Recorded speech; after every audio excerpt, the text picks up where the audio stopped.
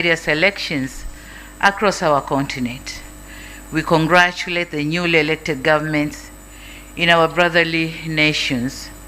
Tanzania stands ready to work with these new administrations to strengthen African Union's vision of an integrated and prosperous continent.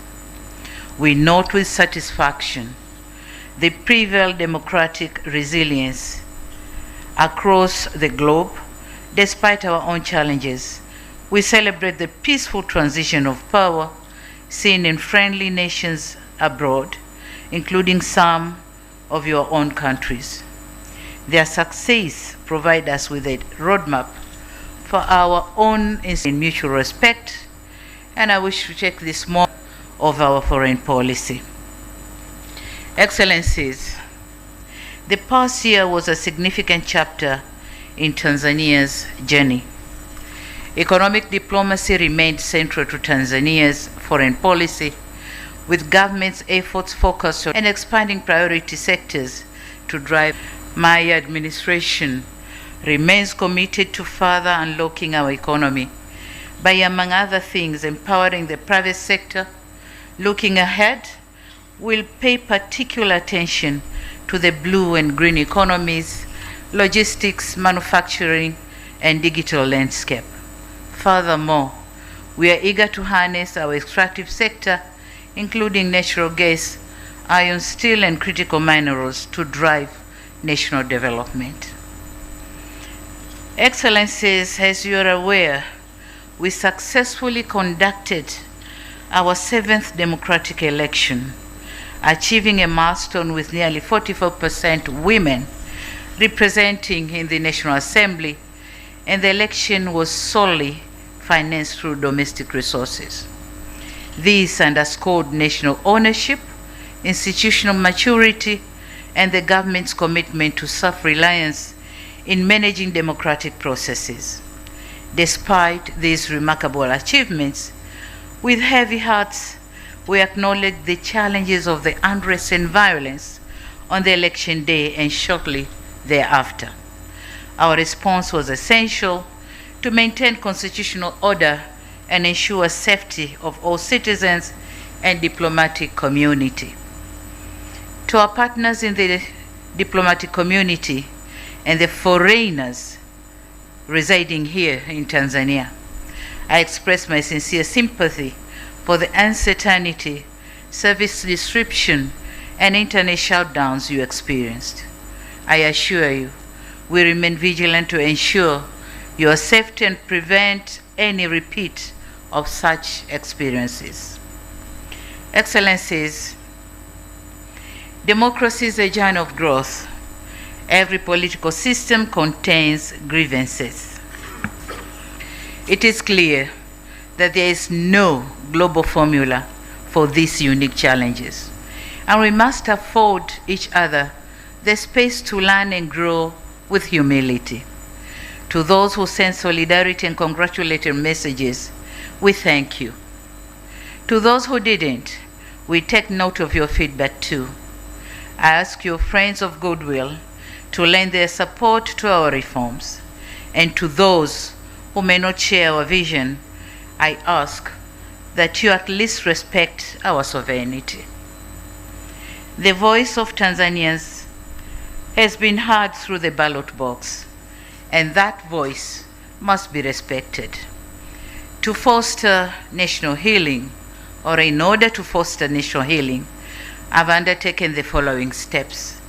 1, establishment of the Ministry of Youth under President's Office to institutionalize the image of our next generation.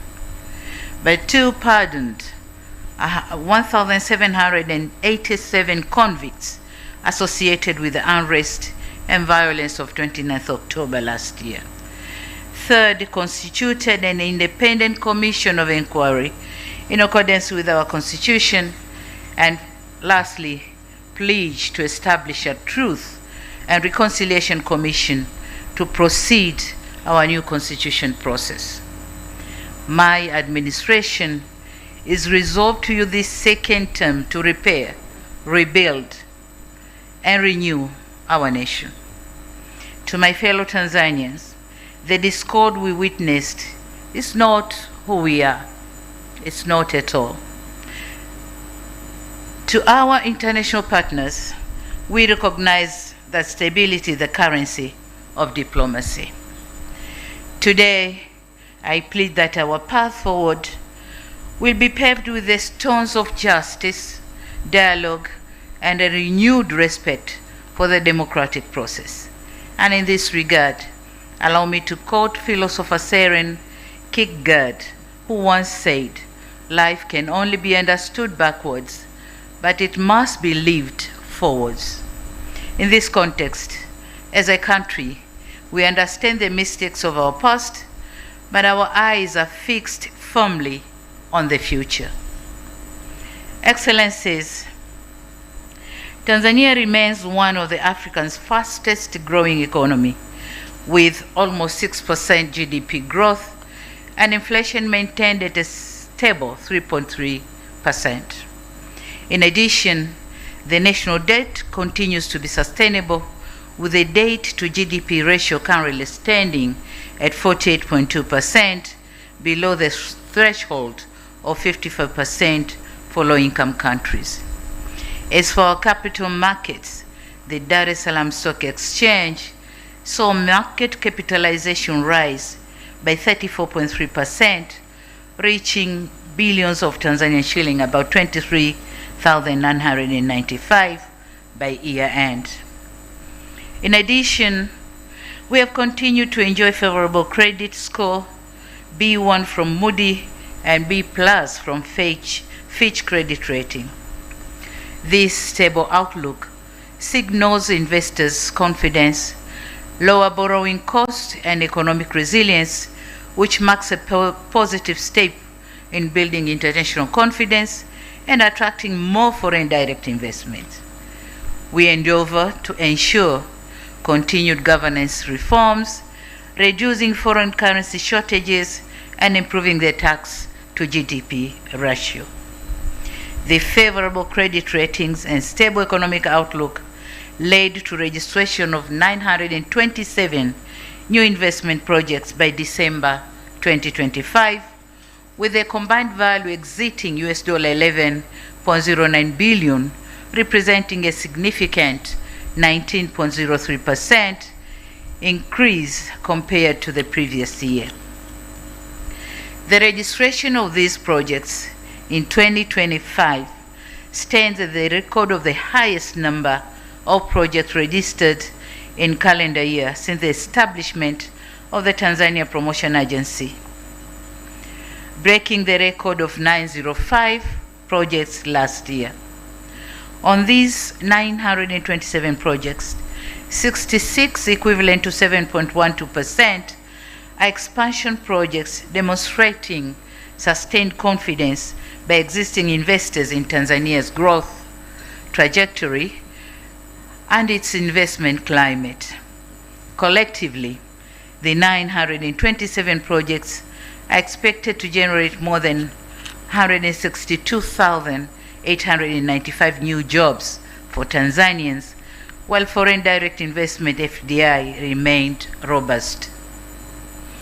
Local investors' participation also remained strong, with 288 projects, equivalent to 31.07%, expected to be implemented by domestic investors, reflecting growing confidence among Tanzanian entrepreneurs. To our investors, we pledge to ensure the existing and new investments are protected and secured. On the other hand, in 2025, we continued with our industrialization journey, and we have experienced a rise in key economic sectors.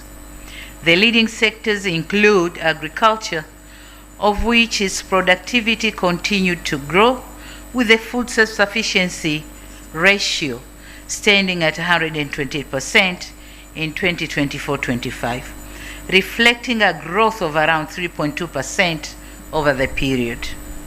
In mining, we witnessed a further surge in activity with mineral production increasing by 48.27 from 10.6 trillion in 2023-24 to 15.8 trillion in 24-25.